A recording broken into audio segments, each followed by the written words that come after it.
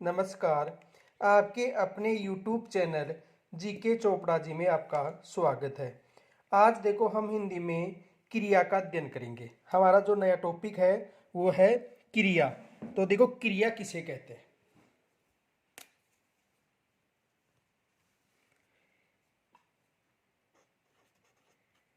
क्रिया आज हम किसका अध्ययन करेंगे?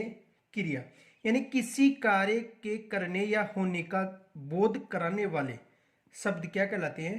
क्रिया। यानी किसी कार्य, देखो क्रिया किसे कहते हैं? देखो किसी किसी कार्य के करने, कार्य के करने के करने या होने का, या होने का, किसी कार्य को करने या होने का बोध कराने वाले, बोध कराने वाले, बोध कराने वाले शब्द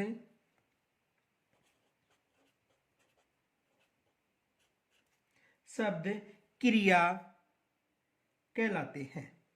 शब्द क्रिया कहलाते हैं। यानी कहने का मतलब है कि किसी कार्य को करने या होने का जो बोध कराने वाले शब्द हैं उन्हें क्या कहा जाता है? क्रिया। अर्थात अर्थात संस्कृत की मूल धातु, संस्कृत की मूल धातु, मूल धातु के साथ ना प्रत्यय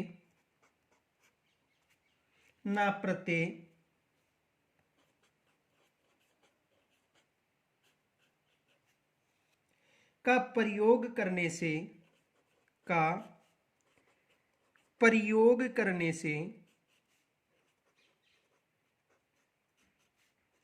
का प्रयोग करने से क्रिया का निर्माण होता है। क्रिया का निर्माण होता है, का निर्माण होता है। यानी संस्कृत में जो मूल धातु है उसके साथ ना प्रत्यय का प्रयोग करने से किसका निर्माण होता है? क्रिया का निर्माण होता है। देखो जैसे चल धातु है, जैसे चल, और चल के साथ ना का प्रयोग होने पर क्या होगा? चलना।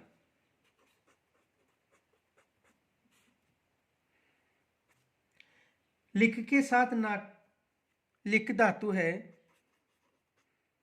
और लिख के साथ नाक का प्रयोग होने पर क्या होगा? लिखना।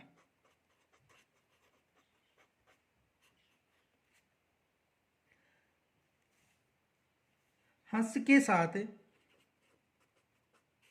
नाक का प्रयोग होने से हंसना, और रो के साथ नाक का प्रयोग होने से, यानी रो धातु के साथ नाक का प्रयोग होने पर क्या होगा? रोना। यानी कहने का मतलब कि संस्कृत की मूल धातु के साथ ना प्रत्यय का प्रयोग करने से किसका निर्माण होता है? क्रिया का निर्माण होता है। अब देखो क्रिया को तीन भागों में बांटा गया है। कितने भागों में? तीन भागों में। क्रिया को तीन भागों में बांटा गया है।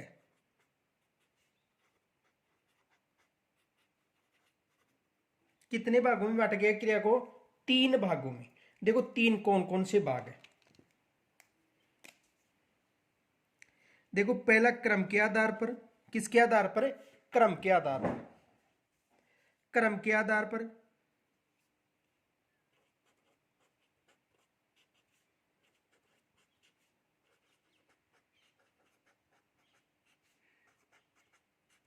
किसके आधार पर? क्रम के आधार पर। दूसरा है प्रयोग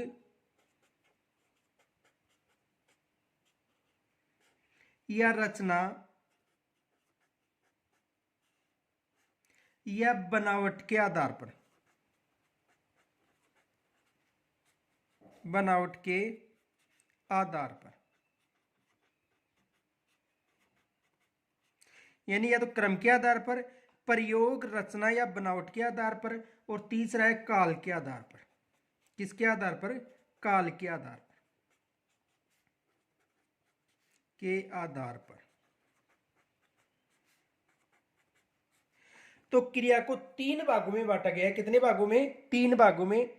क्रम के आधार पर, प्रयोग या रचना या बनावट के आधार पर, और इनके अलावा काल के आधार पर। तो क्रिया को 3 भागों में बांटा गया। आगे देखो,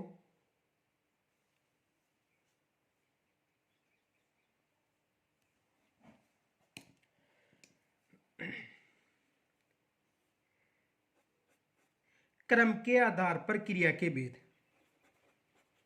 क्रम के आधार पर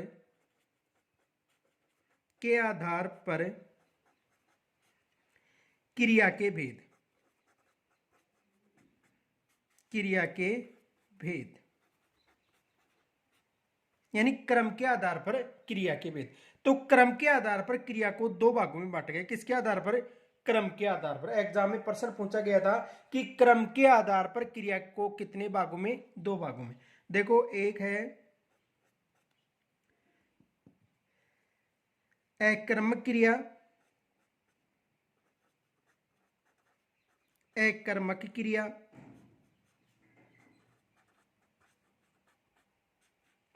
और दूसरी है सकर्मक क्रिया। सकर्मक क्रिया।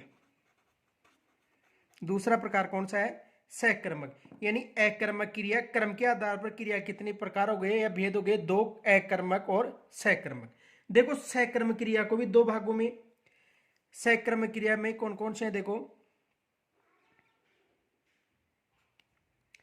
एक कर्मक क्रिया, एक कर्मक क्रिया,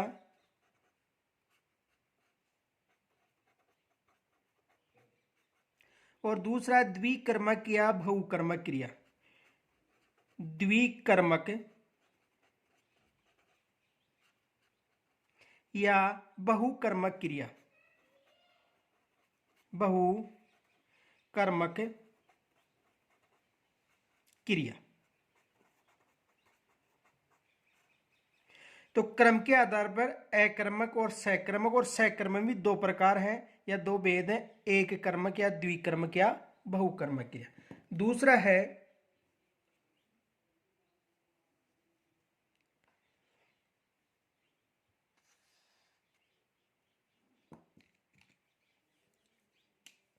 प्रयोग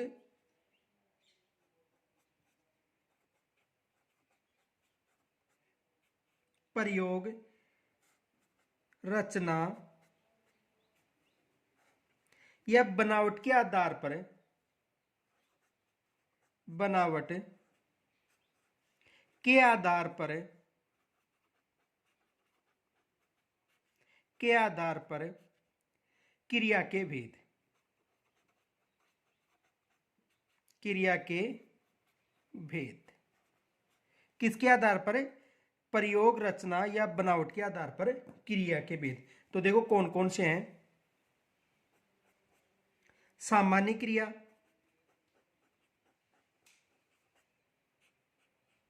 सामान्य क्रिया, संयुक्त क्रिया,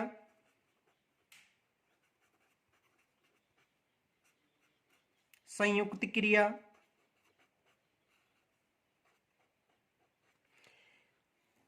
पूर्वकालिक क्रिया,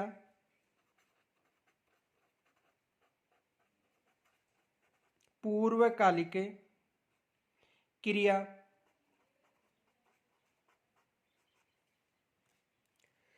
प्रेरणार्थक क्रिया,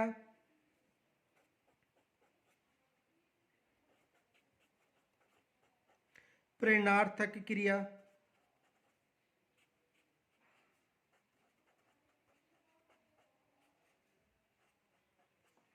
प्रेरणार्थक क्रिया, नाम धातु क्रिया, नाम धातु क्रिया,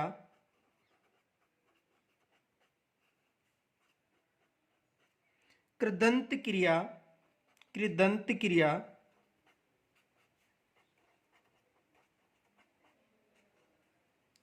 सजातीय क्रिया,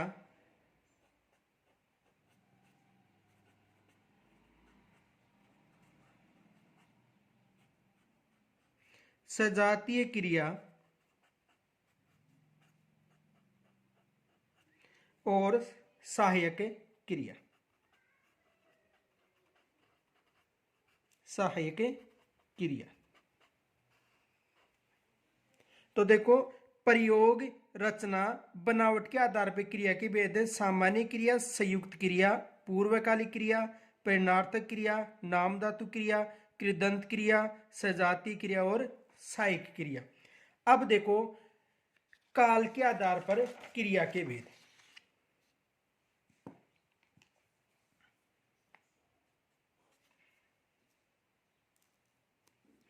काल के आधार पर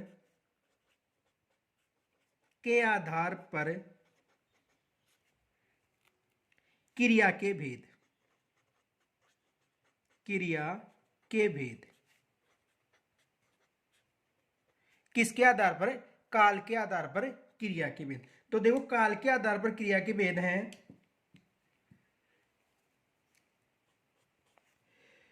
भूतकालिक क्रिया,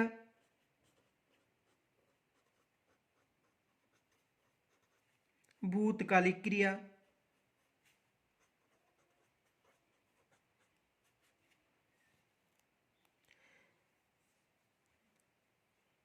दूसरा है वर्तमान कालिक क्रिया,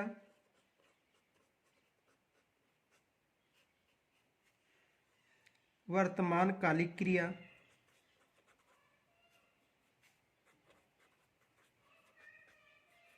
और तीसरा है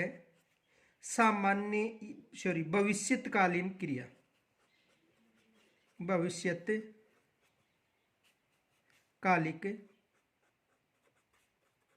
क्रिया।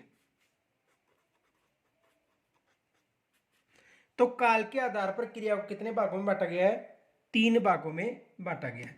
यानी काल के आधार पर 3 भागों में कौन कौन सी? भूतकालीन क्रिया, वर्तमान कालिक क्रिया और भविष्यकाल क्रिया। तो सबसे पहले आज अध्ययन करेंगे क्रम के आधार पर क्रिया। तो सबसे पहले किसका अध्ययन करेंगे? देखो, क्रम के आधार पर, क्रम के आधार पर क्रिया, पर क्रिया किसके आधार पर?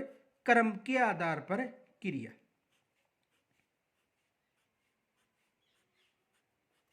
आज किसका अध्ययन करेंगे?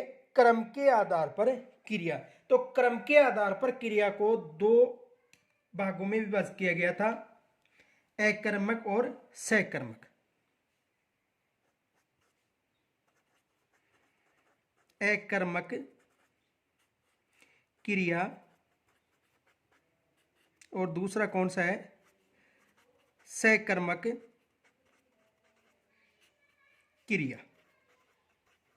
अकर्मक क्रिया और सकर्मक क्रिया।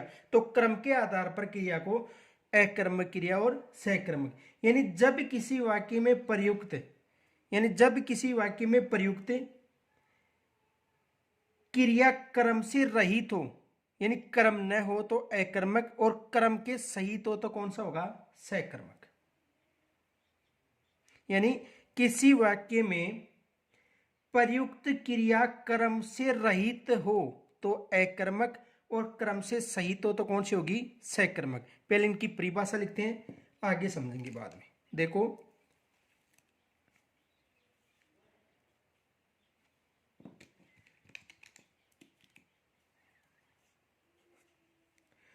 जब किसी वाक्य में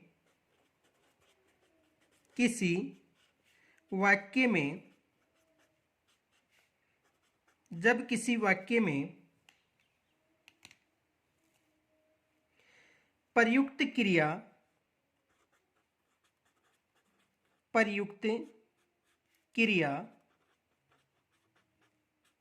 जब किसी वाक्य में प्रयुक्त क्रिया क्रम के रहित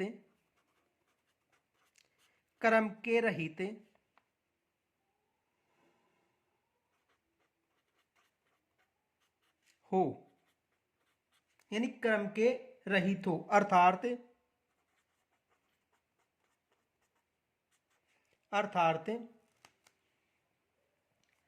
कर्ता और क्रिया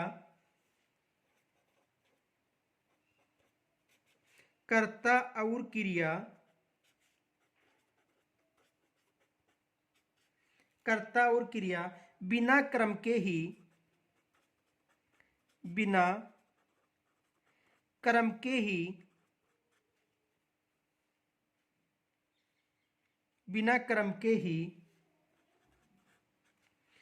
प्रयुक्त होकर भी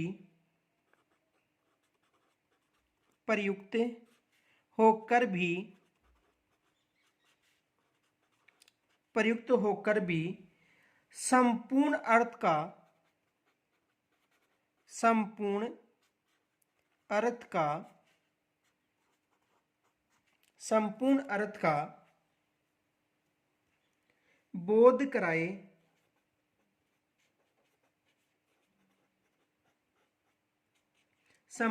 का बोध कराए अकर्मक क्रिया कहलाती है।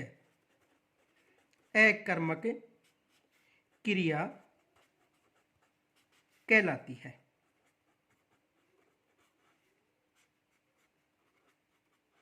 यानी जब किसी वाक्य में प्रयुक्त क्रिया क्रम से रहित हो तो वो कौन सी क्रिया कहलाती है?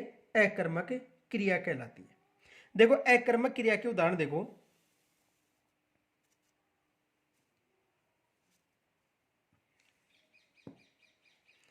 जैसे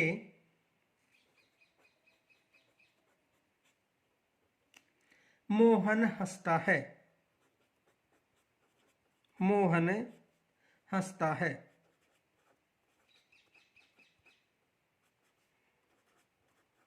मोहन हंसता है। सोहन रोता है। सोहन रोता है। मोहन हंसता है, सोहन रोता है।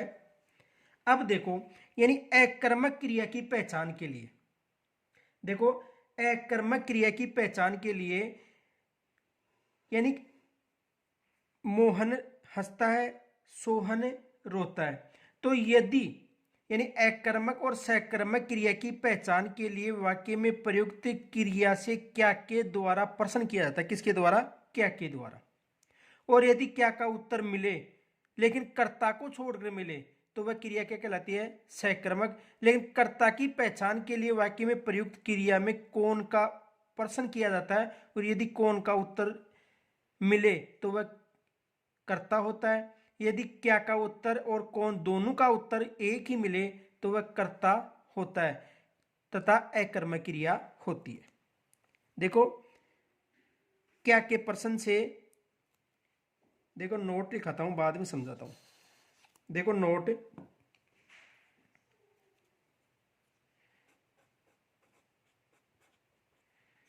इसे विशेष याद रखना। अकर्मक और सकर्मक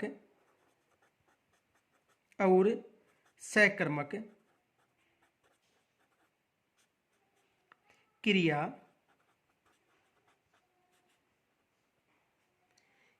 की पहचान,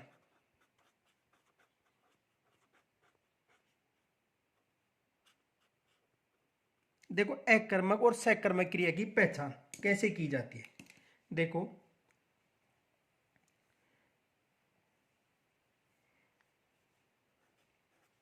अकर्मक अकर्मक और सकर्मक, और सकर्मक, अकर्मक और सकर्मक क्रिया को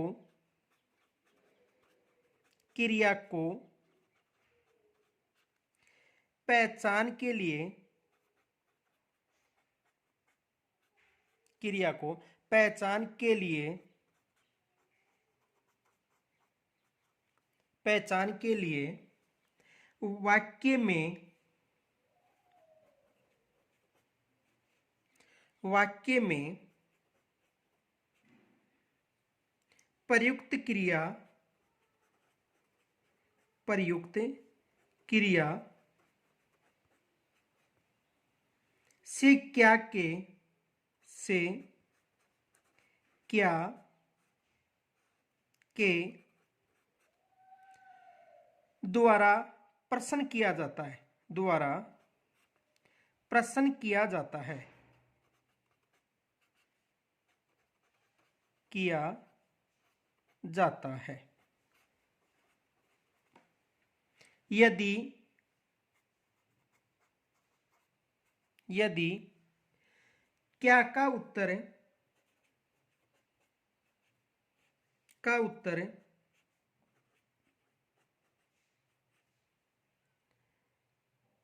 मिले, किसका उत्तर मिले, क्या का उत्तर,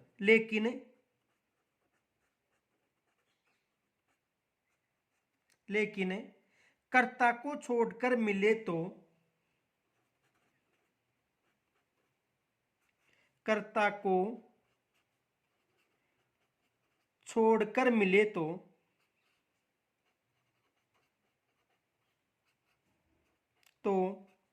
वह सकर्मक क्रिया होती है, सकर्मक क्रिया होती है। कौन सी क्रिया होती है, सकर्मक क्रिया होती है। जैसे एक उदाहरण देखो,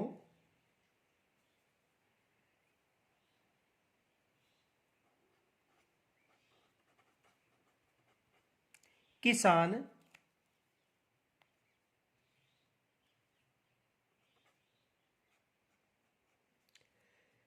हल से खेत जोतता है, हल से खेत जोतता है। देखो, किसान हल से खेत जोतता है, तो क्या जोतता है, हल,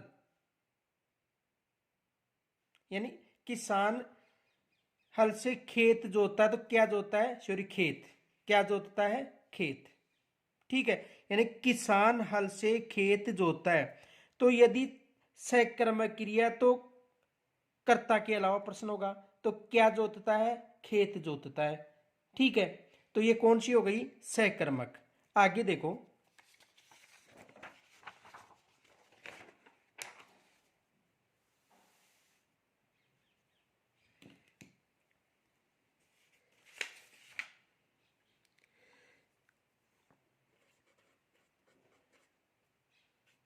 कर्ता की पहचान के लिए, की कर्ता की पहचान के लिए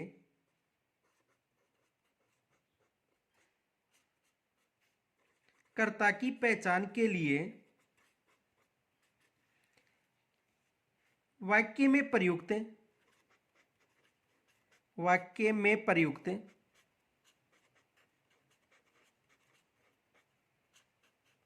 वाक्य में प्रयुक्त क्रिया से कौन, क्रिया से कौन, क्रिया से कौन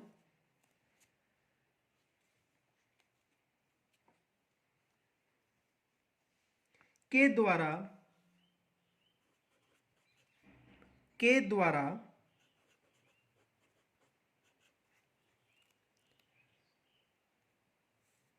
प्रश्न किया जाता है,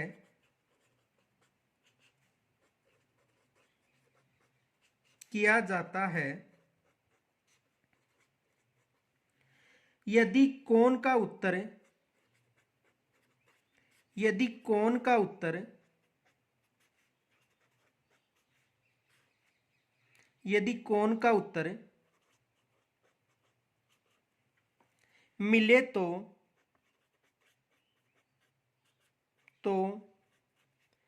वह कर यदि कोण का उत्तर मिले तो वह कर्ता होता है, तो वह कर्ता होता है। और यदि क्या और कौन दोनों का उत्तर मिले, और यदि क्या और कौन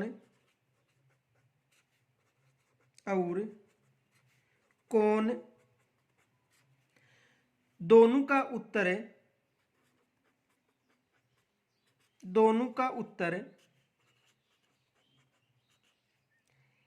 एक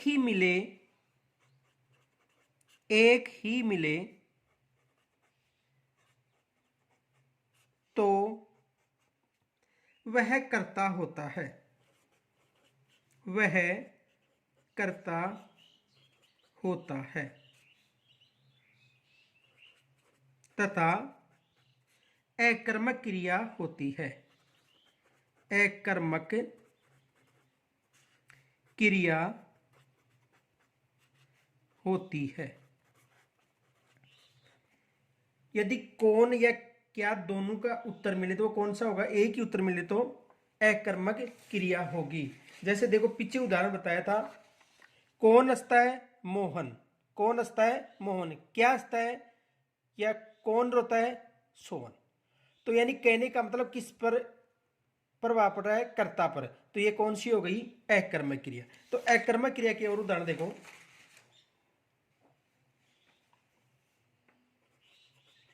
अकर्मक क्रिया के उदाहरण देखो।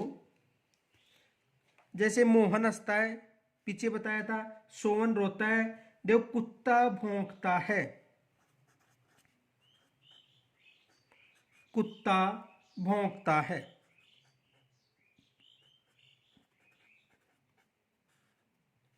कुत्ता भौंकता है। तो देखो कौन का प्रश्न लगाकर देखो, कौन भौंकता है, कुत्ता। और किस पर प्रभाव पड़ा है, कर्ता पर। कुत्ता क्या है, कर्ता। तो कौन भौंकता है, कुत्ता। तो कौन सी क्रिया हो गई, अकर्मक क्रिया। ये विशेष याद रखना, कौन या क्या का प्रश्न लगाकर। आगे देखो,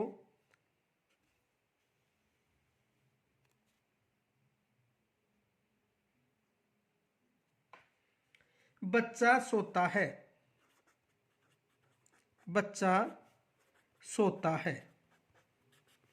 अब देखो क्रिया का प्रभाव किस पर पड़ रहा है, कर्ता पर। कौन सोता है, बच्चा सोता है। तो कौन सी हो गई, अकर्मक क्रिया। देखो चिड़िया आकाश में उड़ती है, चिड़िया आकाश में चिड़िया आकाश में उड़ती है। कौन उड़ती है, चिड़िया। कौन उड़ती है, चिड़िया। और चिड़िया क्या है, कर्ता। तो ये क्या हो गई, अकर्मक क्रिया। वायुयान हवा में उड़ता है, वायुयान हवा में उड़ता है। वायुयान, तो हवा में कौन उड़ता है, वायुयान। और पत्ता पेड़ से गिरता है, पत्ता पेड़ से गिरता है।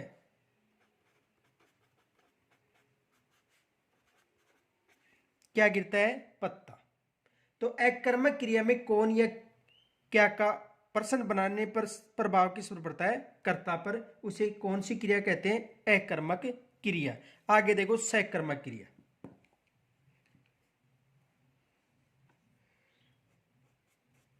सकर्मक क्रिया,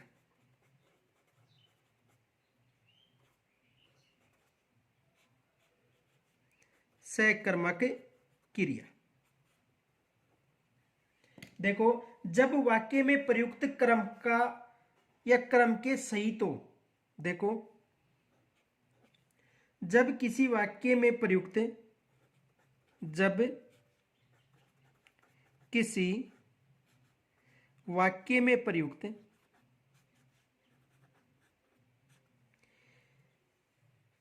जब किसी वाक्य में प्रयुक्त क्रिया क्रम के सहित हो, क्रम के सहित हो यानी क्रम के साथ हो, अर्थात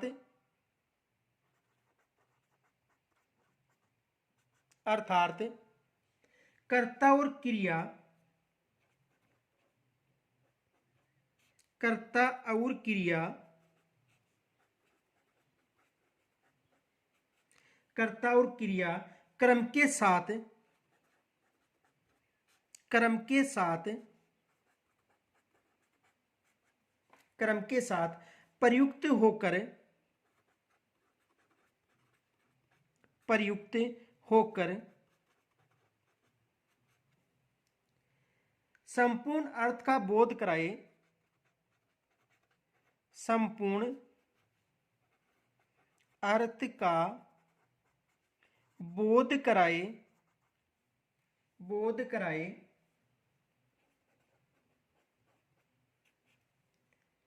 सकर्मक क्रिया कहलाती है, सकर्मक क्रिया कहलाती है।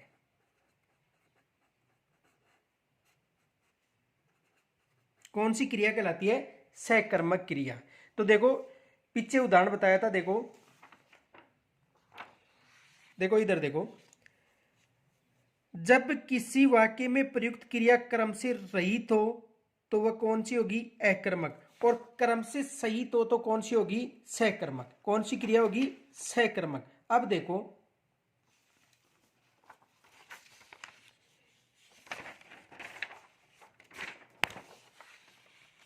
देखो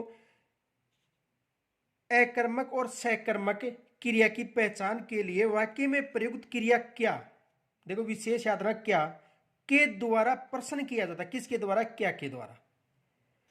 और यदि क्या का उत्तर मिले लेकिन कर्ता को छोड़कर मिले तो वह क्या कहलाएगी? सकर्मक। देखो, किसान हल से खेत जोत रहा है। क्या जोत रहा है? खेत, न कि किसान पर, यानी किसान कर्ता हो गया और कर्म क्या है? खेत। तो देखो, किसान हल से खेत जोतता है, तो क्या जोतता है? खेत। क्या जोतता है? खेत। तो ये कौन सी क्रिया हो गई? सकर्मक, क्योंकि कर्ता पर न होकर कर्म पर प्रभाव पड़ रहा है। देखो, क्या जोतता है? खेत। तो किसान करता है और खेत क्या है? कर्म। तो प्रभाव किस पर पड़ रहा है? खेत पर। यहां तक आ गया होगा समझ में। आगे देखो, सकर्मक क्रिया के उदाहरण, यानी सकर्मक क्रिया के कौन कौन से उदाहरण है?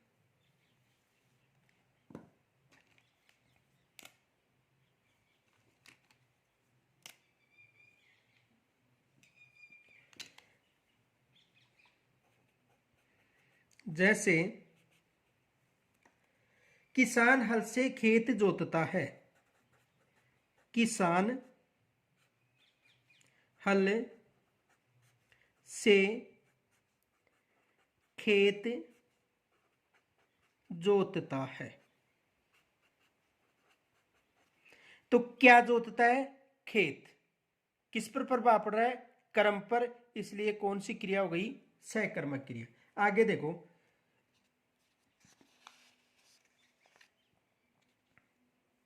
कृष्ण बांसुरी बजाता है,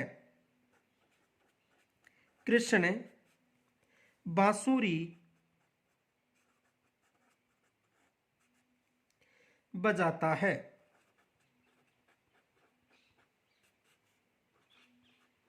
तो क्या बजाता है? बांसुरी। कृष्ण पर प्रभाव नहीं पड़ रहा, किस पर पड़ रहा है? बांसुरी, यानी क्रम पर। इसलिए कौन सी क्रिया हो गई? सकर्मक। राधा गाना गाती है, राधा गाना गाती है। राधा गाना गाती है। क्या गाती है? गाना। तो किस पर प्रभाव पड़ रहा है? क्रम पर। और मोहन फुटबॉल खेलता है। मोहन फुटबॉल फुटबॉल खेलता है। मोहन फुटबॉल खेलता है। किस पर प्रभाव पड़ रहा है? फुटबॉल पर। क्या खेलता है? फुटबॉल। तो कौन सी क्रिया हो गई? सकर्मक क्रिया। अब देखो,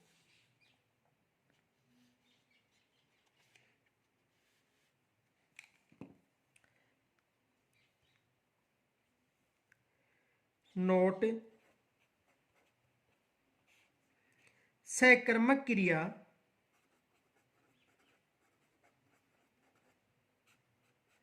सकर्मक क्रिया नोट सकर्मक क्रिया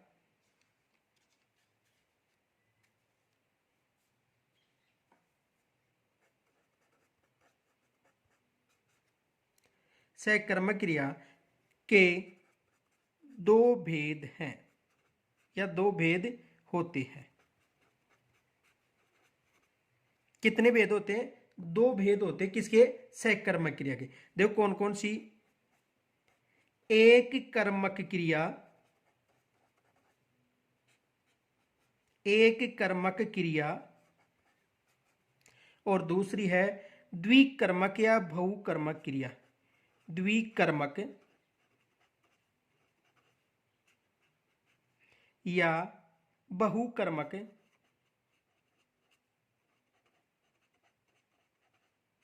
क्रिया। तो सकर्मक क्रिया के कितने भेद हो गए? दो। एक कर्मक क्रिया या बहुकर्मक क्रिया। तो सबसे पहले हम अध्ययन करेंगे एक कर्मक क्रिया। देखो, एक कर्मक और बहुकर्मक क्रिया में क्या अंतर है, पहले तो ये समझो।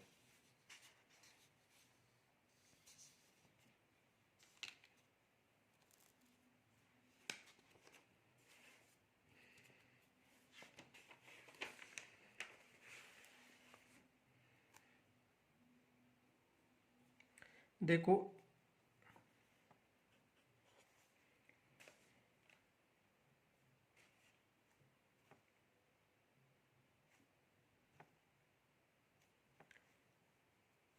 जब किसी वाक्य में जब किसी वाक्य में देने का बोध हो रहा हो, देने का बोध हो रहा हो, किसका बोध हो रहा हो? देने का बोध हो रहा हो। और दान और दान दिया जा रहा हो, दान दिया जा रहा हो, यानी किसी वाक्य में दान देने का बोध हो और दान दिया जा रहा हो, तो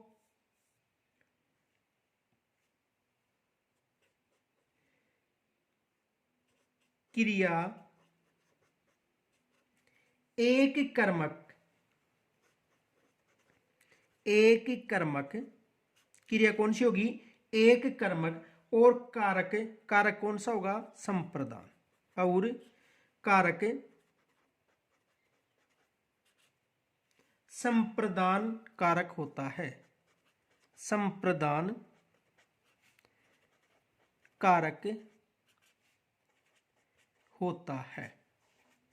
देखो, जब किसी वाक्य में देने का बोध हो रहा हो, और देना भी मतलब दान देने का, उधार देने का नहीं, केवल दान देने का, तो वहां पर क्रिया कौन सी होगी?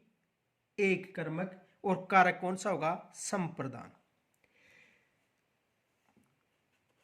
द्विकर्मक क्रिया की पहचान के लिए द्विकर्मक क्रिया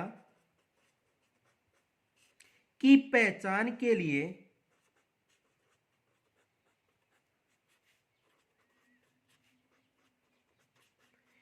किसके लिए? द्विकर्मक क्रिया की पहचान के लिए वाक्य में प्रयुक्त वाक्य में प्रयुक्त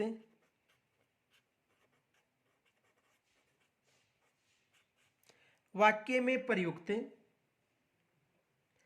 क्रिया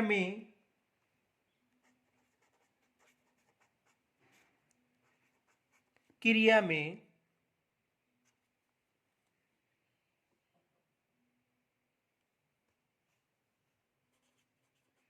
क्या और किसको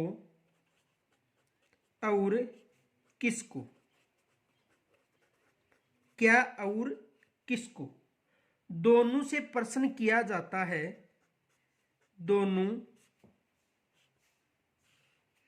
से प्रश्न किया जाता है, किन किन से, क्या और किसको। यदि दोनों का उत्तर मिले, यदि दोनों का उत्तर मिले,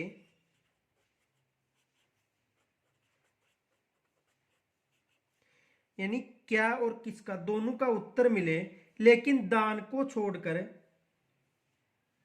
किसको छोड़कर, लेकिन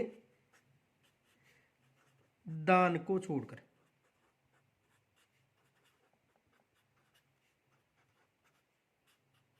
किसको छोड़कर, दान को छोड़कर, तो क्रिया द्विकर्मक होगी, तो क्रिया द्विकर्मक होगी।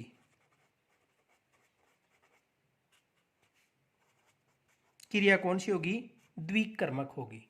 अब देखो इसे समझो, सबसे पहले पढ़ेंगे एक कर्मक और फिर पढ़ेंगे द्विकर्मक। तो सबसे पहले किसका अध्ययन करेंगे, एक कर्मक। तो देखो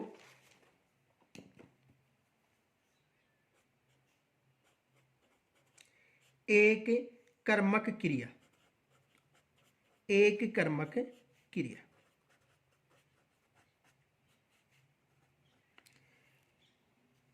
देखो इसको पीछे 2-3 बार रिवाइज कर लेना, समझ में आ जाएगा। तो एक क्रिया, एक कर्मक क्रिया। देखो एक कर्मक क्रिया किसे कहते हैं,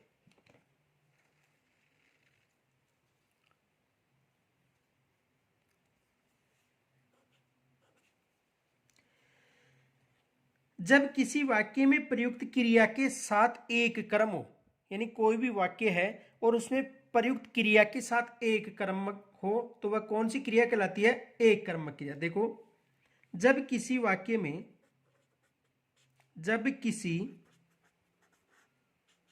वाक्य में, जब किसी वाक्य में प्रयुक्त, जब किसी वाक्य में प्रयुक्त क्रिया के साथ,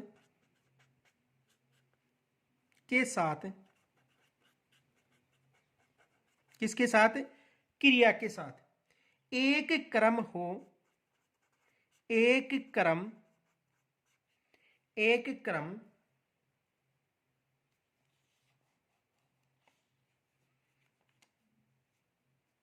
एक क्रम हो, तो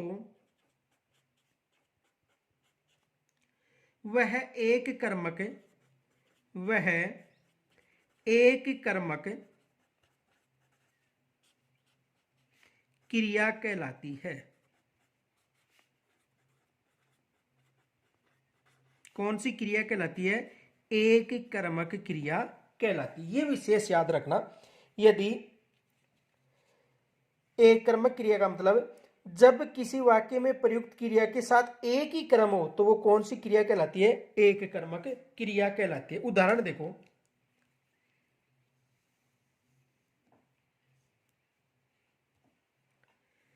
जैसे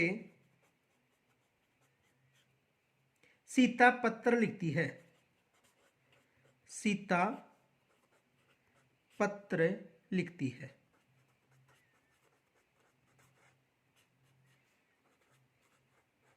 सीता पत्र लिखती है। पवन पढ़ता है, पवन पढ़ता है, पवन पढ़ता है, मनीषा खेलती है, मनीषा खेलती है, रेखा कपड़े धोती है, रेखा कपड़े धोती है। अब समझो, देखो सीता पत्र लिखती है, यानी एक ही क्रम है, क्या लिख रही है, पत्र। पवन क्या है, पढ़ रहा, एक ही क्रिया हो रही है। मनीषा क्या कर रही है, खेल रही है। और रेखा क्या कर रही है, कपड़ा धो रही है। यानी कहने का मतलब, जब किसी वाक्य में प्रयुक्त क्रिया के साथ एक क्रम का बोध हो तो वो कौन सी क्रिया कहलाएगी, एक कर्मक क्रिया कहलाएगी। आगे देखो, द्विकर्मक या बहुकर्मक क्रिया। दूसरा है द्विकर्मक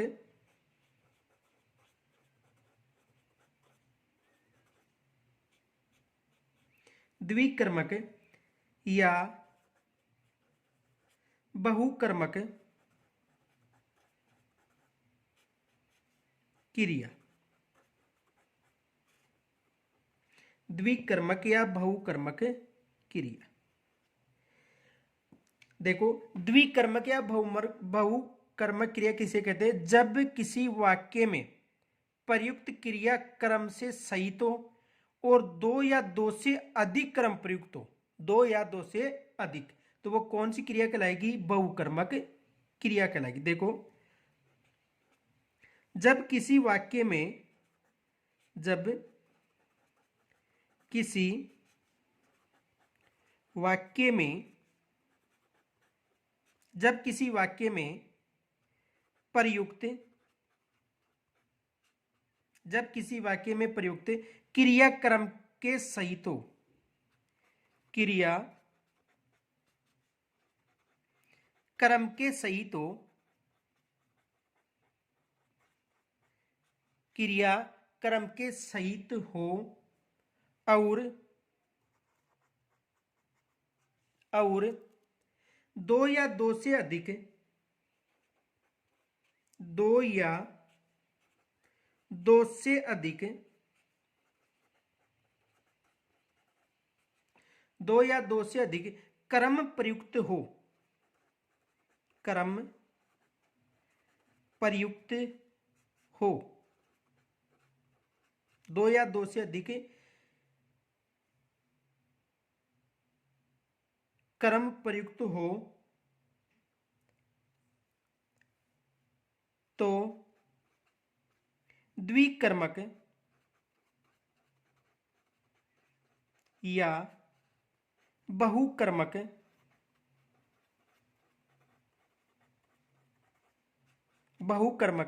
क्रिया कहलाती है, क्रिया कहलाती है। अब देखो, उदाहरण देखो, जैसे अध्यापक छात्रों को पुस्तक पढ़ाता है, अध्यापक छात्रों को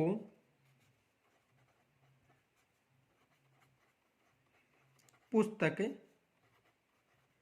पढ़ाता है, अध्यापक छात्रों को पुस्तक पढ़ाता है। तो देखो, अध्यापक किनको, छात्रों क्या पढ़ाता है, पुस्तक। दो क्रम हो गए, ये सजीव क्रम है और ये कौन सा क्रम हो गया, निर्जीव। ये तो कौन सा हो गया, सजीव, और ये कौन सा हो गया, निर्जीव। देखो, अध्यापक छात्रों को पुस्तक पढ़ाता है, एक तो पुस्तक और एक छात्रों को, तो कितने क्रम हो गए, दो। तो ये कौन सी क्रिया है, द्विकर्मक या बहुकर्मक। यानी अध्यापक किनको पढ़ाता है, छात्रों को क्या पढ़ाता है, पुस्तक। दो क्रम हो गए, ये सजीव क्रम और ये निर्जीव क्रम। आगे देखो,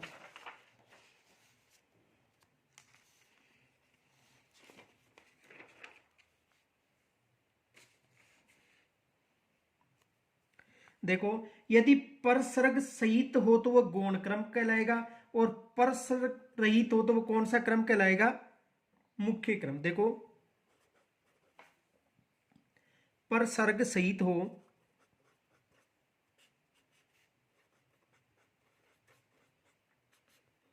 तो कौन सा क्रम कहलाएगा? गौण क्रम।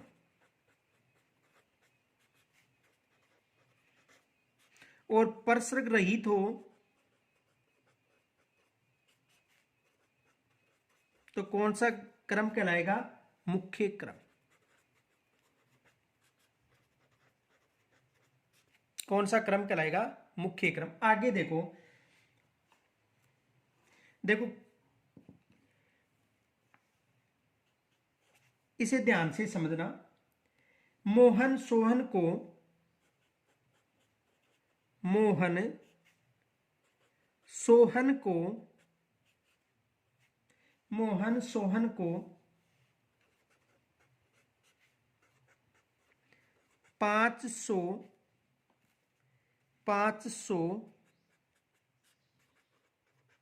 रुपये देता है, रुपये देता है।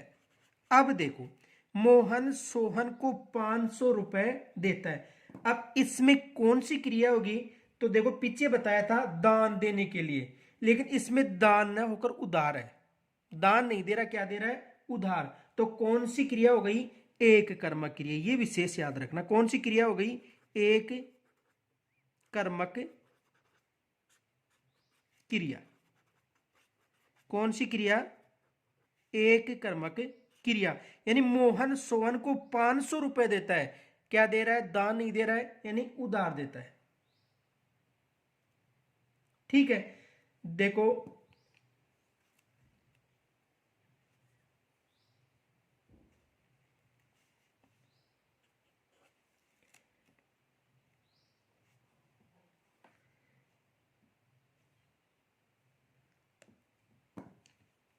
मोहन सोहन को 500 रुपए देता है, तो इसमें कौन सी क्रिया होगी? एक कर्मक क्रिया। देखो कैसे होगी, नीचे देखो, यहां पर क्या है? संप्रदान। और संप्रदान का मतलब दान देने के लिए। श्योरी, पीछे गलत बता दिया था। यानी मोहन सोहन को 500 रुपए देता है तो एक कर्मक क्रिया होगी। और कौन सा कारक है? संप्रदान। पीछे गलत बता दिया, श्योरी। तो संप्रदान किसके लिए? दान देने के लिए। दान देने के लिए। किसके लिए? दान देने में प्रयुक्त होता है। किसमें? दान देने में। कारण है कि मोहन और सोहन के मध्य कोई रिश्ते का बोध नहीं है। ठीक है, देखो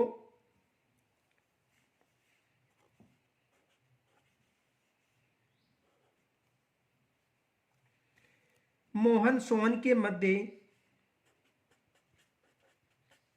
मोहन सोहन के मध्य, मोहन सोहन के मध्य कोई रिश्ता नहीं है।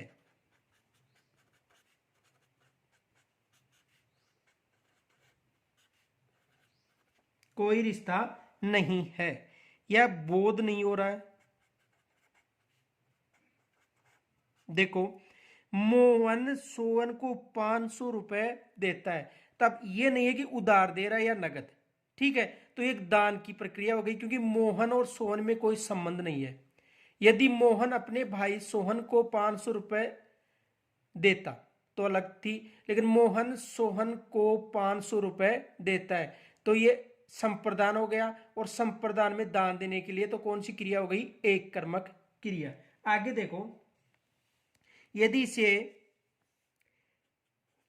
इसी को यानी मोहन सोहन को, देखो यदि से मोहन सोहन को,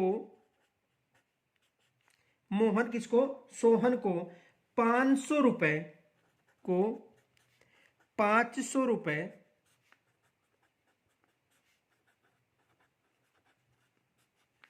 उधार देता है,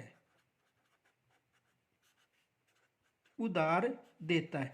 अब देखो, ये उधार दे रहा है तो यहां पर क्या होगा? द्विकर्मक क्रिया। क्या होगी? द्विकर्मक क्रिया। द्विकर्मक क्रिया। यहां तक आ गया होगा समझ में। यानी कहने का मतलब जब किसी वाक्य में देने का बोध हो रहा हो और दान दिया जा रहा हो तो वहां पर एक कर्मक क्रिया होगी। देखो विशेष याद रखना, नोट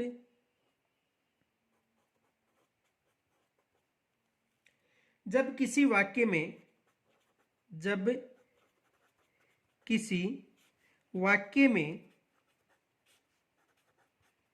किसी वाक्य में देने का बोध हो रहा हो, देने का बोध हो रहा हो, यानी जब किसी वाक्य में, देखो यहां पर देने का बोध हो रहा है।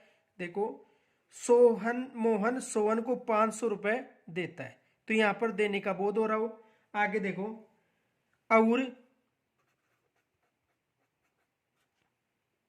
दान दिया जा रहा हो, दान दिया जा रहा हो,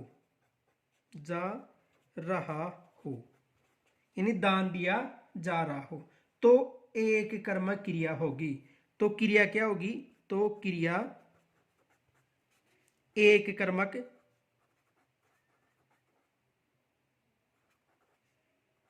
क्रिया का क्या होगी? एक कर्मक। और कारक कौन सा होगा? संप्रदान। कारक संप्रदान होगा। तो देखो मोहन सोहन को 500 रुपए देता है, ठीक है, तो कौन सी क्रिया होगी? एक कर्मक क्रिया, और कर्ता कौन सा होगा? संप्रदान। आगे देखो कुछ उदाहरण और देखो।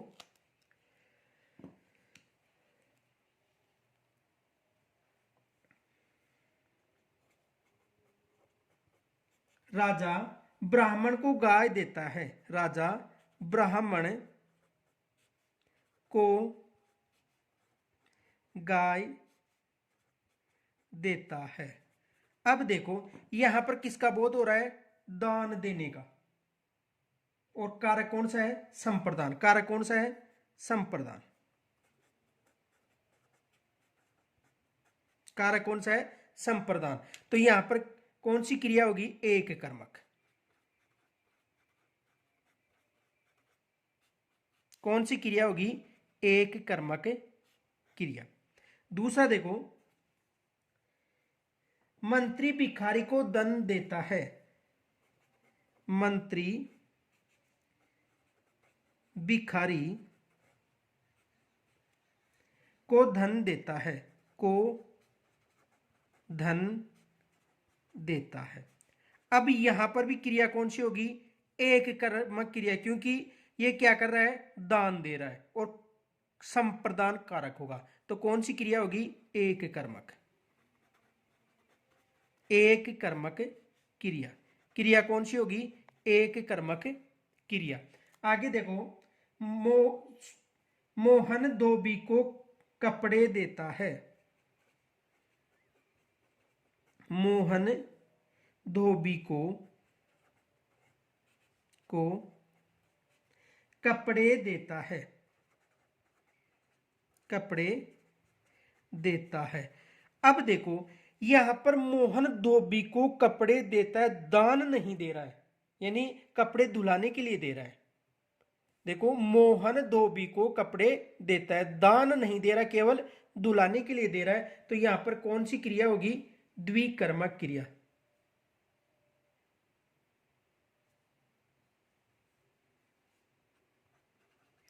द्विकर्मक क्रिया। कौन सी क्रिया होगी? द्विकर्मक क्रिया। अब देखो, यदि मोहन धोबी को, अब यदि इसे विशेष समझना, मोहन भिखारी को कपड़े देता है तो भिखारी को क्या करेगा? दान देगा। तो देखो मोहन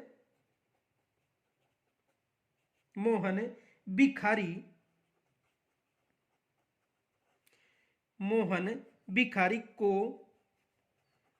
कपड़े देता है। मोहन किसको देता है? भिखारी को। तो यहां पर भिखारी को दान दे रहा है, तो कौन सी क्रिया होगी? एक कर्मक क्रिया। कौन सी क्रिया होगी? एक कर्मक क्रिया। देखो दोबारा समझो, यदि दान का बोध हो तो एक कर्मक, और यदि दान का बोध नहीं हो तो द्विकर्मक या बहुकर्मक। ये विशेष याद रखना, यदि दान का बोध हो तो एक कर्मक, और यदि दान का बोध न हो तो बहुकर्मक। यहां पर देखो, राजा ब्राह्मण को गाय देता है, दान दे रहा है, एक कर्मक हो गया। मंत्री भिखारी को धन देता है, भिखारी को धन यानी एक कर्मक। मोहन धोबी को कपड़े देता, तो यहां पर धोबी को दुलाने के लिए दे रहा, न कि दान के रूप में, तो कौन सा हो गई? द्विकर्मक। मोहन भिखारी को कपड़ा, तो भिखारी को किस लिए? एक कर्मक, यानी भिखारी का मतलब दान के लिए। तो विशेष याद रखना, मोहन सोहन को 500 रुपए देता है, तो इसमें किसी का बोध नहीं हो रहा है, तो ये क्या हो गया? दान के रूप में हो गया। तो एक कर्मक क्रिया, और एक कर्मक क्रिया में यानी संप्रदान कारक। मोहन सोहन के मध्य कोई रिश्ता नहीं है, ठीक है, तो दान का बोध हो रहा है। और मोहन सोहन को 500 रुपए उधार देता है, तो कौन सी क्रिया हो गई? द्विकर्मक क्रिया हो गई। तो देखो यहां तक आपको समझ में आ गया होगा।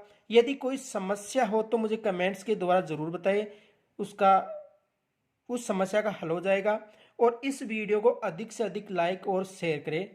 धन्यवाद।